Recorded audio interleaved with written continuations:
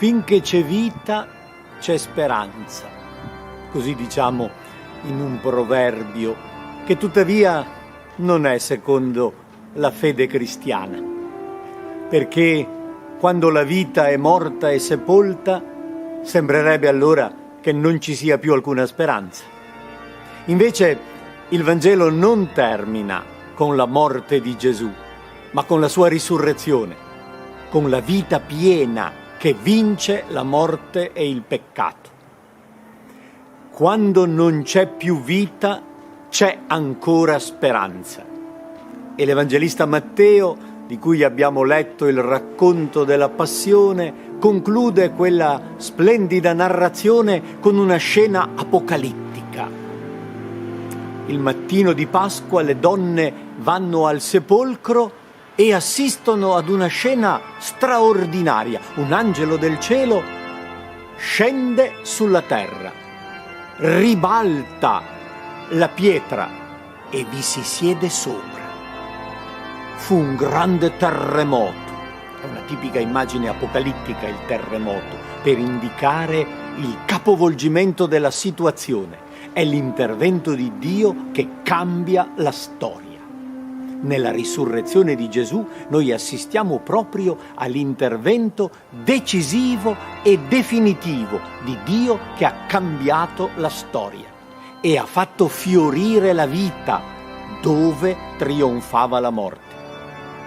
Le guardie che facevano da custodi al sepolcro restano tramortite da quell'intervento angelico. L'angelo ha un aspetto come di folgore, il vestito è bianco come la neve, tipici elementi delle Apocalissi. E i nemici cadono come morti. Le donne invece, che avevano un buon atteggiamento nei confronti di Gesù, vengono consolate. So che cercate Gesù il Nazareno, ma non è qui, ve l'aveva detto. L'angelo ha il compito di risvegliare la memoria, di riportare al cuore quello che Gesù aveva detto.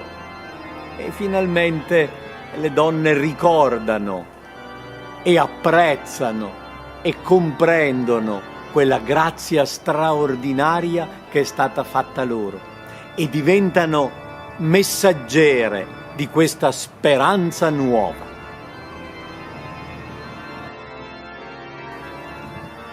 L'angelo dice alle donne: andate a dire ai suoi discepoli che vi precede in Galilea. Quella missione è l'annuncio del Vangelo, che viene affidato alle donne e a tutti i discepoli. È l'annuncio pasquale che viene affidato a ciascuno di noi. C'è speranza anche oltre la morte. C'è salvezza, c'è ancora possibilità di salvezza. Il Signore Gesù è più forte del peccato e della morte. La sua Pasqua è il fondamento della nostra vita cristiana, della nostra fede e della nostra disponibilità ad annunciare anche ad altri il Vangelo, per coinvolgere altre persone che vivono situazioni di sofferenza, di dolore, magari di disperazione, annunciando la bella notizia che il Signore è più forte del peccato e della morte e la sua Pasqua ha segnato una nuova possibilità di vita. C'è ancora speranza, c'è una speranza più grande.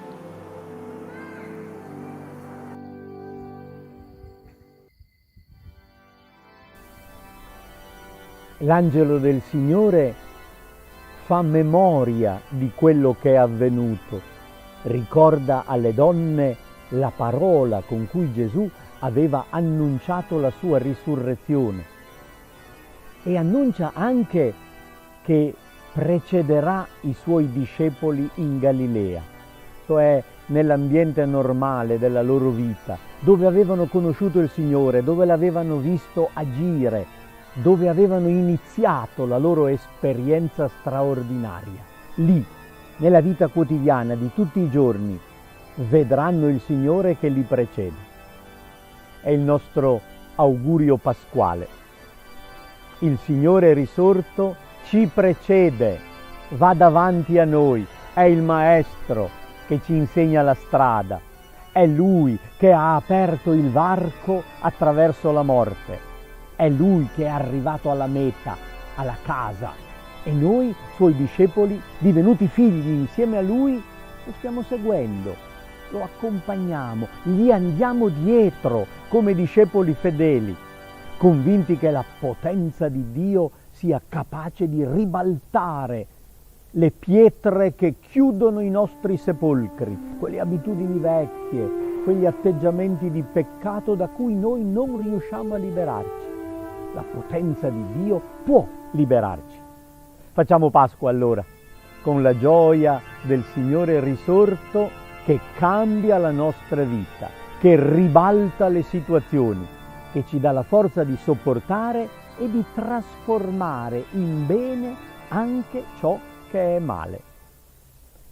Fidiamoci di colui che ci precede, va avanti a noi, apre il cammino, ci indica la strada, ci porta a casa nella pienezza della vita divina. Auguri di cuore a tutti voi di buona Pasqua, che sia una Pasqua che dura nel tempo, non ci basta un giorno solo, abbiamo bisogno di tutta la vita per poter godere e ringraziare il Signore della grande gioia che ci ha dato con la sua risurrezione. Auguri di ogni bene a tutti e a ciascuno, davvero, di cuore. Buona Pasqua!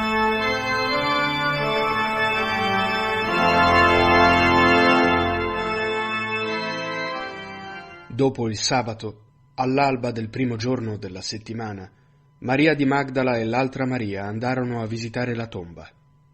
Ed ecco, vi fu un grande terremoto.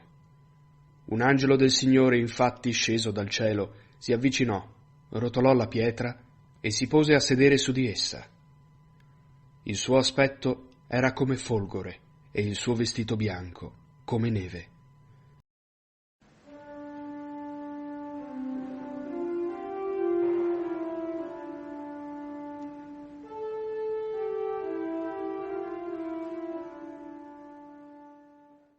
Per lo spavento che ebbero di lui, le guardie furono scosse e rimasero come morte.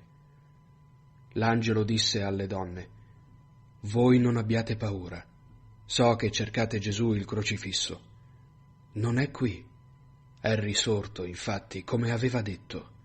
Venite, guardate il luogo dove era stato deposto. Presto, andate a dire ai suoi discepoli: è risorto dai morti, ed ecco vi precede in Galilea. Là lo vedrete.